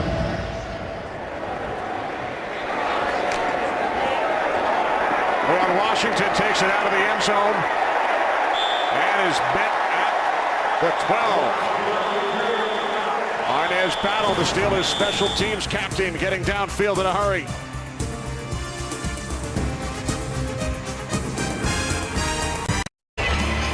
Today, following football, Fox Sports is proud to bring you exciting coverage of the Barclays Premier League as Manchester United takes on Chelsea in a match between 2 of soccer's greatest teams. Coverage begins later today, following football in high def on Fox. 2 legendary rivals. They have won the last 7 titles between them. You got to tune in and watch that. You talk about storied franchises in the NFL. If you're not a fan of English Premier Soccer, those are 2 of the more storied franchises over there. Jackson nearly picked off by Polamalu. Man, opportunity. Troy Polamalu right in the right position, just goes and fumbles the ball a little bit. He sees it. Look at how he goes and just goes right after it. He knows the ball's going there, and that was 7 right there. And you can't coach that, Goose. I mean, again, that goes to instinct. The trust that they have with Troy Polamalu to just, hey, you've got the green light. Go make us a play. 2nd and 10. Jackson to the outside. First catch today for Mike Williams.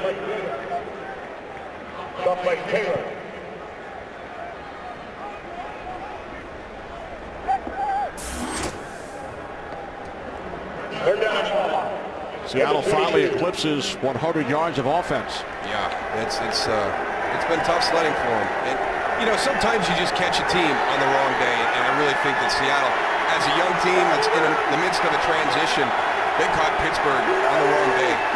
Seahawks have only 5 first downs today. And a penalty marker is thrown.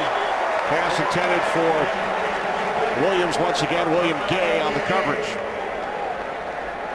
There's no foul for chop block. 4th down.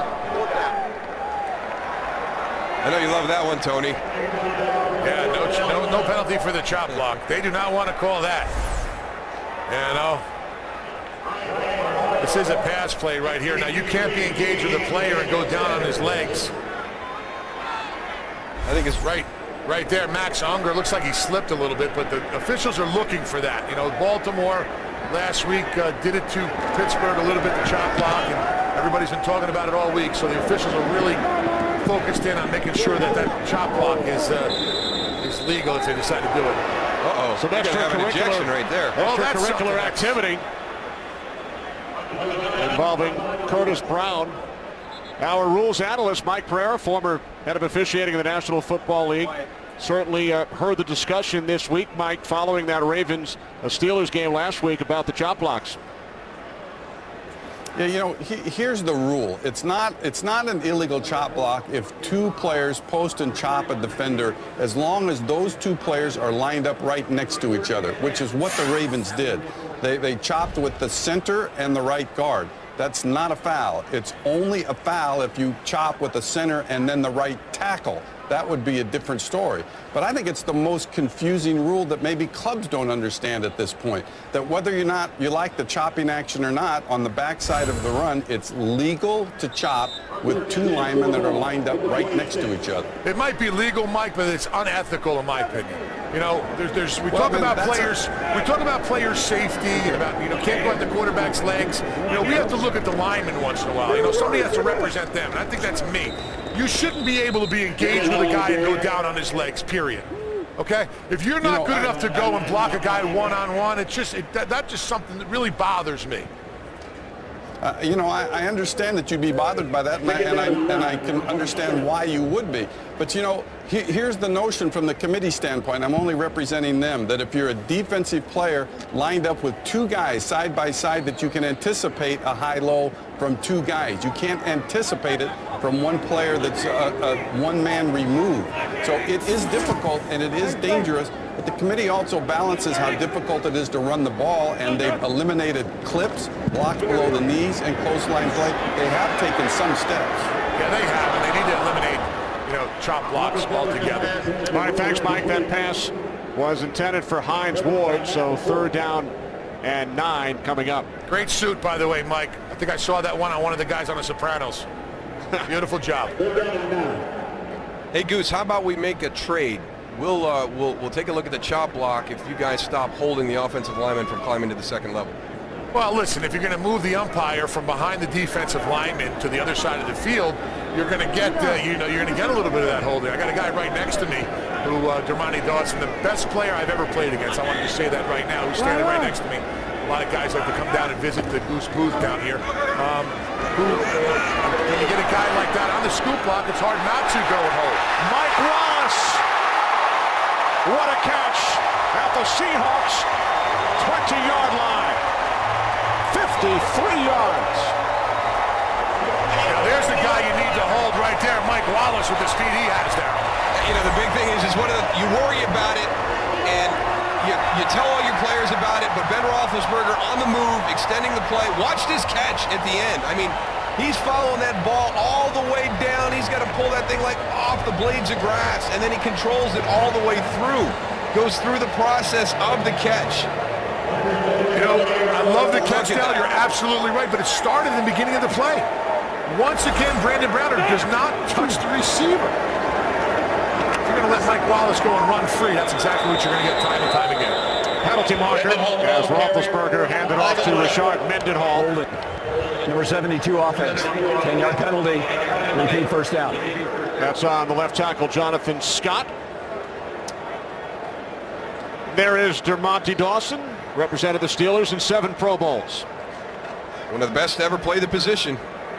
That's one guy, you know, I was known to go out a little bit every now and then on Wednesday and Thursday, but when I played this guy right here next to me, I was in bed at 8 o'clock on Thursday night, man. I got my sleep because I knew it was going to be a war on Sunday.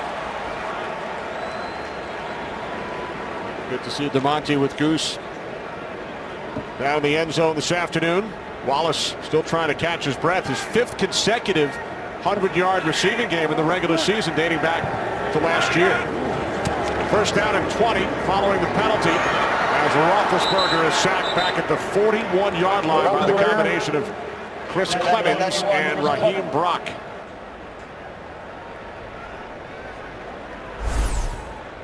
They just collapsed the pocket on Ben Roethlisberger on this one. He's got nowhere to go, and that's what you have to do. We'll take a look at the coverage this time. At least Brandon gets an arm on Antonio Brown on that play. Tony's been talking about it during the course of the day. They come up and they get into a press look, but they're not getting a jam at the line of scrimmage. They're getting a free release.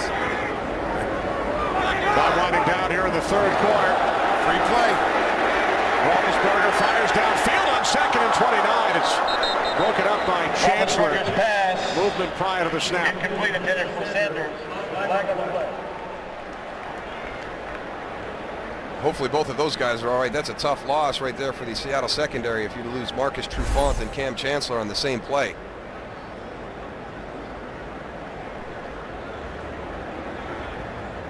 There were fouls against both teams. Illegal formation. The wide receiver covered the tight end. There was offside on the defense, number 91. Those penalties offset.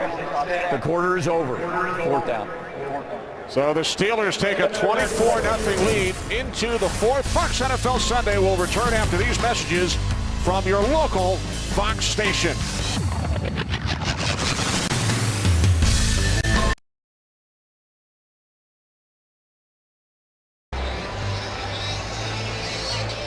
Last time these teams met in the regular season back in 2007, Steelers shut out the Seahawks 21-0. It's 24-0 Pittsburgh as we begin the 4th quarter here today.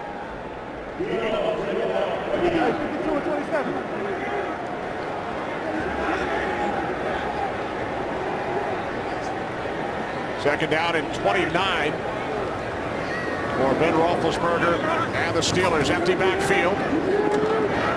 Roethlisberger fires, and it's off the hands of Emmanuel Sanders. Just like we saw in that first quarter, Dow, with the ball sailing a little high again. Yeah, I had a couple get away from him last week. You remember he told us the one interception he threw. You know, I have no idea what happened on that one. You know, I had my guy there, he's wide open, and I let it go, and it just took off on me. And he's had a couple that have had the same thing happen to him again this afternoon. 3 interceptions, 2 fumbles lost last week. Roethlisberger committing 5 of the 7 Steelers turnovers. Clean game today, no turnovers on either side. Roethlisberger on 3rd and 29. Flings one, and the catch is made by Brown. Antonio Brown down at the 23, well shy of the marker, and the Steelers will send out the field goal unit. Yeah, but it gives you a good chance to get some points here, getting your field goal kicker a little bit closer. And again, this is the danger with Ben Roethlisberger. A little, you know, he can make any throw. You see him right there. He's drifting backwards. You know, he's not moving forward at all when he lets that ball go, and he's still able to get it downfield in a catchable location.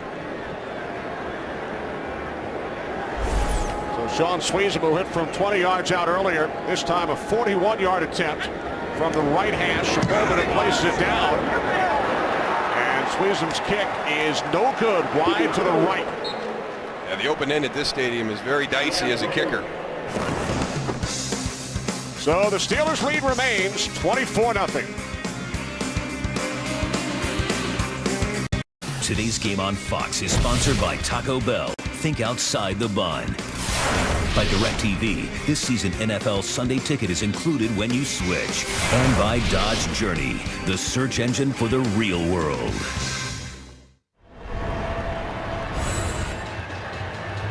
Back in Pittsburgh, where the Steelers lead the Seahawks 24-0. Getting that calf muscle loosened up, work some knots out.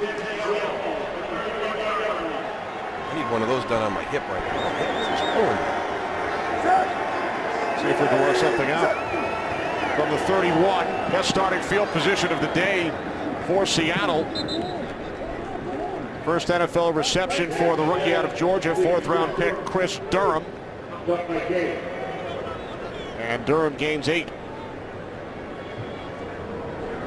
Second down and 2.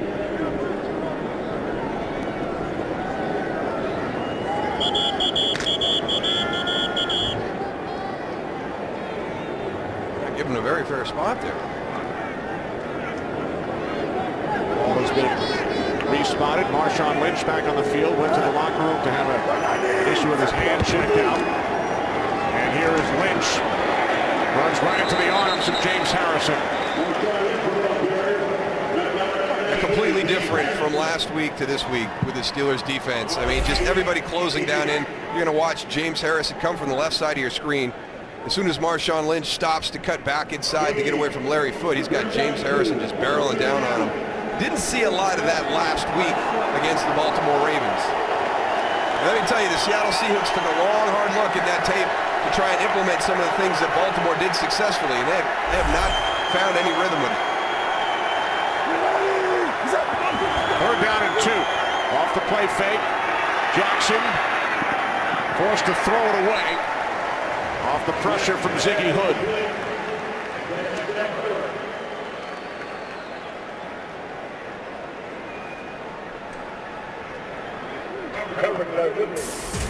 They took a look at all the fundamentals that went wrong in that game, and you can see the comparison from last week to this week. 170 yards rushing today, just 35 points. Now with 7 turnovers, you're going to have the opportunity for points, but the big thing was Baltimore just took it to the Steelers last week. Emmanuel Sanders back deep for the Steelers. Interesting decision inside the 5. Takes it out to the 11. All Steelers today as they look for their first victory of the season following the disappointing Sunday afternoon in Baltimore last week. Well, we've been talking about winning the battle at the line of scrimmage, and the man in charge on the offensive side of the ball is Sean Kugler, the offensive line coach for the Pittsburgh Steelers, a good friend of mine from back in our high school days. Great to see him in the NFL. Spent some time with the Buffalo Bills and Jim McNally, now down here in Pittsburgh, and is doing a great job with those guys up front. There's Mendenhall, and he's got a young group. Second-year man Pouncey, a Pro Bowler, is a rookie starting at center. Rookie at right tackle and Marcus Gilbert. 3rd-year left guard Ramon Foster. 3rd-year right guard Doug Legursky. And that's the big thing. You know, Chris Kimuatu was really the one guy they had that had been there for a while. You look at the center position, the right guard position, a lot of transition over the last 3 years. Then you've had some injuries out there at the tackle spot. So an offensive line that's been in flux, and that's the hardest thing for a coach is developing that chemistry when you've got new players being plugged in. But Sean's done a great job this afternoon having his guys ready to kind of put last week's performance against Baltimore in the back of in the rearview mirror there. 35-7 loss to the Ravens, and we spoke with Hines Ward on Friday, and he said Baltimore wanted it more than us, and he immediately knew that the teams will play again on November 6th. And there's his group coming off the ball, trying to move that line of scrimmage. You want to play on the defensive side of the ball. It's a good surge right there by that offensive line group of the Pittsburgh Steelers. That's the deep end of the pool, correct, Darryl? Yes, that's the deep end. The shallow end is out on the perimeter. Yeah, that's the deep end.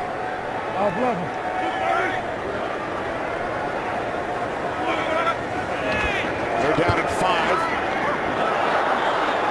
And the Steelers will punt that pass in the vicinity of Hines Ward. I think that pass also got away from a little bit, Darryl, over.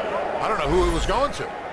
Well, let's see if there's a crossing route that maybe should have continued to move across the field. It looked like, you know, possibly Heath Miller should have continued across the field. Looks like Mike Wallace got mugged a little bit on that play. Here's Leon Washington.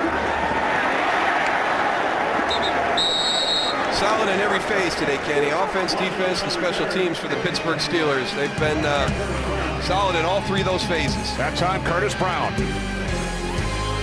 Today's game is sponsored by Pizza Hut. Your favorite plays deserve your favorite pizza. Your favorites, your Pizza Hut.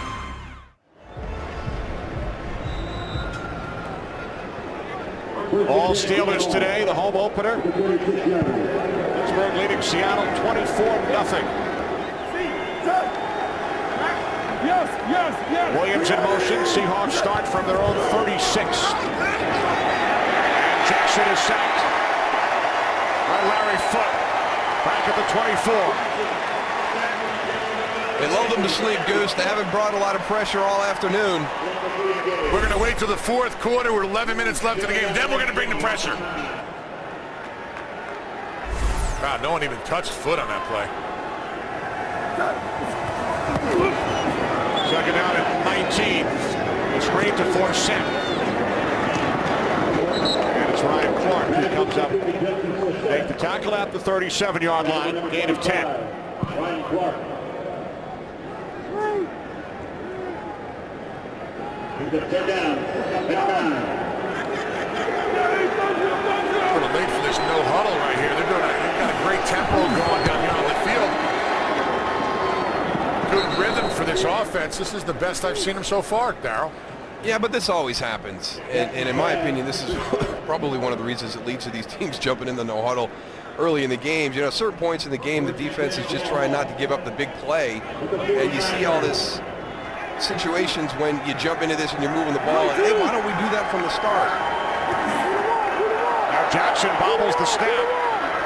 And the pass is caught by Forsett. And this is the deepest penetration into Steelers territory by the Seahawks today. That is the first time, as we snap the ball right here, this will be the first time that Seattle has actually started a play in Pittsburgh's end of the field. We got lucky on that play also. The ball was snapped. Navarre's not even looking. They reached the 47 earlier, but committed a penalty and were forced back. Now Jackson fires and a nice catch. Third catch today made by the rookie from Georgia, Chris Durham. Let's see if we can get somebody for Seattle to stretch the field. You know, their entire passing game today has been 15 yards or less. They're going to get back into this game. They're going to need to get some yards in chunks. Playing for the second straight week without Sidney Rice.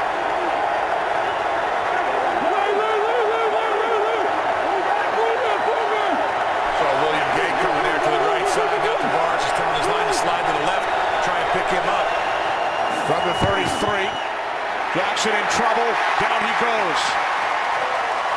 For the second time this series, Steve McClendon. One thing Seattle's got to realize, they don't bring a corner off the edge like that. They move William Gay. You see him down here at the bottom, but now all of a sudden they're coming from the left-hand side. I mean, don't just get set up because they go and they bring somebody as a decoy. You got to block everybody up front there. Second and 16. And that's the tight end, Zach Miller, who led the Raiders in receiving each of the last 3 seasons.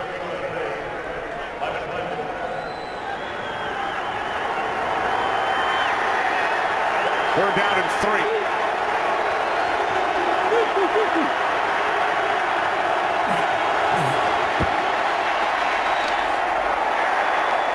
Pass intended for Ben Alvarado.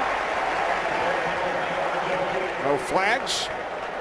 So the Seahawks now facing a 4th and 3 from the Steelers' 26. Steelers nearly 400 yards of total offense. Wallace, another 100-yard game.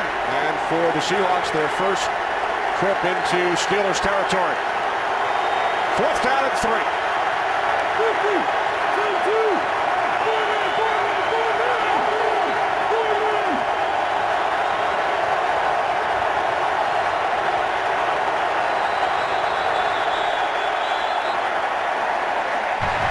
Away again. Offense. 5-yard penalty. 4th down.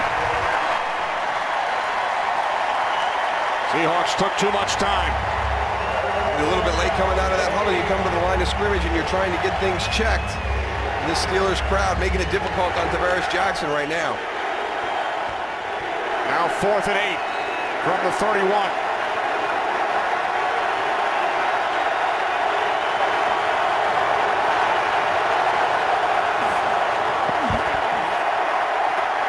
Jackson on 4th down, moving to his right. Sacked again for the 3rd time this series. James Harrison, following the sacks by Foot and McClendon.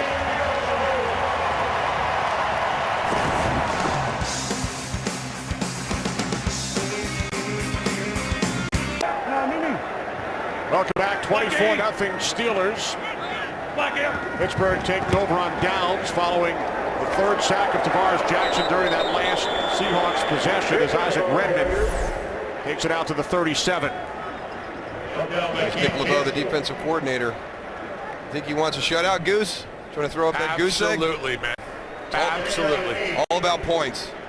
Now in his 39th season as a coach in the NFL, his first coaching job, special teams coach with the Eagles back in 1973. Mike Tomlin was one.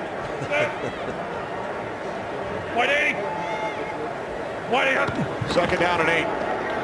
Redmond bottled up, cuts to the outside, and reaches out to the 39-yard line. What's going on with the Bears and the Saints? Kurt Menefee. What's going on is it's all Saints. And a lot of it's Drew Brees, his third touchdown pass of the game. Credit Darren Sproles for that one. 12 yards on the score. They lead it right now 30-13. Kenny Moose and Goose. Darren Sproles a better Reggie Bush than Reggie Bush these days. Yeah, he's been a difference maker for them, Kurt. You saw that in the opening game against Green Bay with the big punt return and the element he brings to the offense. I'm surprised to see New Orleans handling Chicago as easily as they are today. Third down and 6. Pass broken up by Marcus Trufant, intended for Antonio Brown. Looked like Antonio Brown thought he was on a clear-out route, that Ben wasn't going to be looking in his direction. He has his eyes working the other side of the field, and I don't know if Antonio thought that was coming his way. That's one thing Ben's been doing all day. He's been trying to look off the defensive backs a little bit in the first half, but got smart real fast. Punt bounces into the end zone for a touchback. So the Seahawks will start from their own 20. Get ready for television's biggest night, the 63rd Primetime Emmy Awards, hosted by Jane Lynch. Be there for the laughter, the surprises, and the red carpet pre-show event. The 63rd Primetime Emmy Awards live tonight right here on Fox. That lineup of people. Along Goose, you should be flying out there for the Emmys. You'd be a good. I am. You'd be a seat filler when they get up to go to the bathroom. You could jump in their seats for them. I am. What do you mean? I'm going out. There you are, right there. You were sitting down. Like you're a professional sitter-downer. Rest a little bit there, Darryl. If you don't have a booth, you know. Yeah, got a little booth.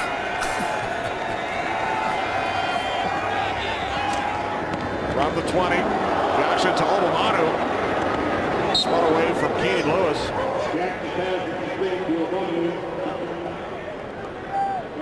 For the fans who have not yet seen Goose's setup, it is the ultimate fan cave, and it's down on the field in the end zone. Well, he was right. He referred to it as the Goose booth when he had Dermontti Dawson down there. That's exactly what it is. Well, it's just a little workspace. You have your workspace up there, and I have mine down here. I don't think you should use the word little when describing it. Obamanu makes the catch for a Seahawks first down. There it is. What do you mean it's not little? This isn't that big. Look, you can see, just we got big TVs in here and telestrators and different things. For set out to the 42. I'm just glad the game's on. I thought you might be watching an episode of The Sopranos or something down there on the big screen. No. I'm watching you, though. I usually have a camera down in this area. One of these cameras, I can have them switch it to you. I see what you're doing up there a lot. You're talking about me sitting. All right, Santa Claus. Keeping his eye on us. Second down and 9. Jackson to the outside. Doug Baldwin, the rookie out of Stanford. Polamalu, the tackle.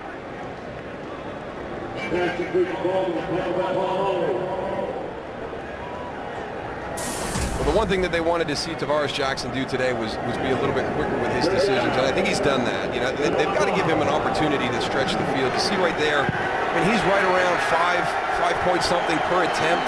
They've got to allow him, and whether it's a question of whether Sidney Rice is back in the lineup or not, you know, he has to be able to stretch the field. They've really been working kind of the intermediate passing game all afternoon. Jackson brought down back at the 38. James Farrior, it is the 5th Steelers sack today. And that's an unblocked sack. Maybe that's one of the reasons why they're not running some deeper routes. They just not a lot of confidence that they're going to be able to have the protection. When you turn somebody loose, right? I mean, Robert Gallery has to come off the twist, but somebody's got to slide down and get James Ferrier. So Ryan back to punt once again under 5 minutes remaining, fourth quarter here in Pittsburgh. Penalty marker down as Emmanuel Sanders is down back at the 18.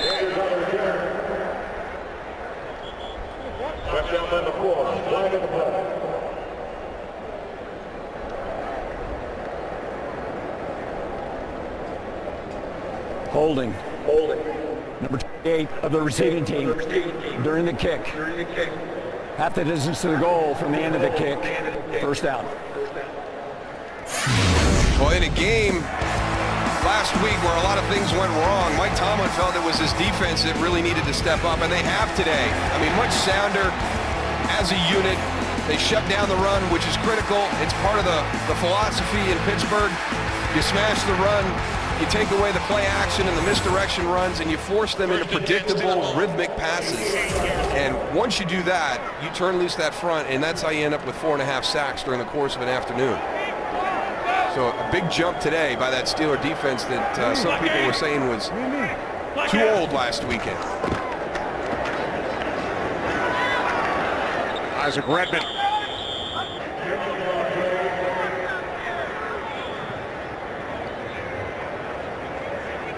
In case you missed it earlier, Ben Roethlisberger took a low hit late in the second quarter. Left the game for 2 plays. Replaced by Charlie Batch. Roethlisberger came back in, finished out the first half. Then right away in that third quarter, he took one from Anthony Hargrove down low too. So,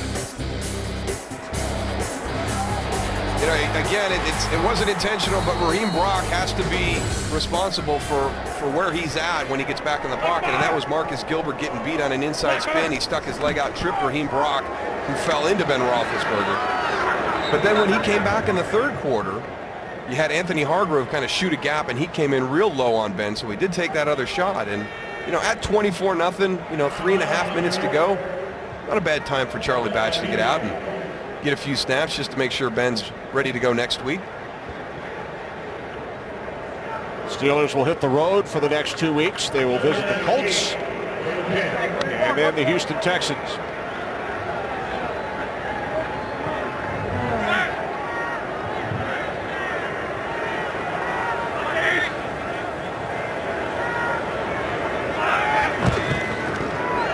Roethlisberger on 3rd down and 8, and the catch is made for a first down by Antonio Brown. Time for another game break. Here's Kurt. Well, Kevin Cobb getting the tough guy award on this touchdown pass. The Arizona quarterback hangs in against Washington and finds a wide open Larry Fitzgerald. 73 yards on the score. Arizona up 21-13. Kenny Moose and Goose. Cardinals trying to go to 2-0 for the second time in 19 years. Wow, thanks, Kurt. And the Cardinals will travel to Seattle next week. NFC West matchup. Seahawks will play 2 at home. Arizona, then Atlanta. From the 29-yard line, here's Redmond. Redmond out to the 33. With under 3 minutes remaining here in Pittsburgh. That's another guy that I've been impressed with. You know, watching Isaac Redmond on film last week, Goose, and watching him again today. Yeah, he's a great complement to Rashard Mendenhall. The two of those guys together, that's a tough running game to stop. You can see today they're over almost at 120 yards. Yeah, I'll tell you what, it's the 1-2 punch. They both really have great balance. They find the open hole, and you never see them falling backwards. That's one thing about Redmond and Mendenhall. They're always falling forward. You know, they always got that nice lean, and they're driving their legs. So a lot of hidden yardage out of those two guys. And they each have a touchdown today, Goose. Here's Redmond once again. And he picks up a Steelers first down, and we hit the 2-minute warning here in Pittsburgh. All Steelers.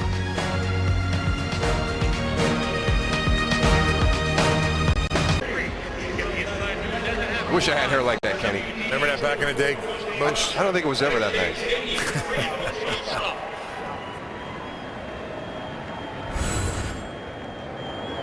Can't fit it all in the helmet.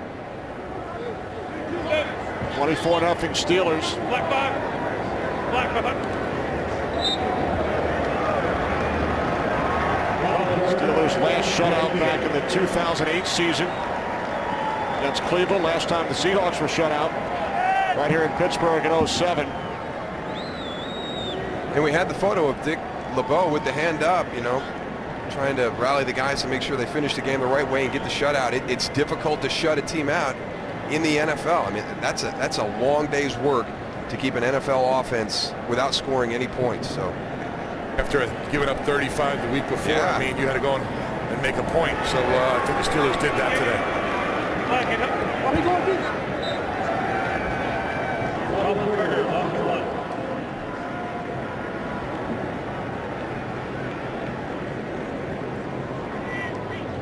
Coming up, following the Steelers and the Seahawks, we will take you to Minnesota for the Vikings and the Bucs. Just under 2 minutes remaining there.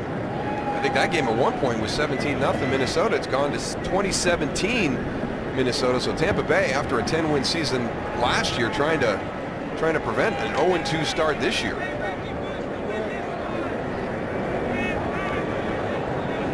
The Steelers coming off last week's disappointing loss in Baltimore.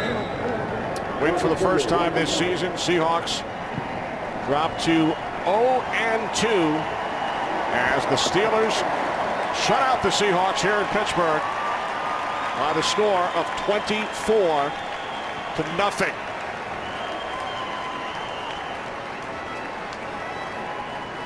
Ben Roethlisberger passed for 298 yards and a touchdown to Mike Wallace.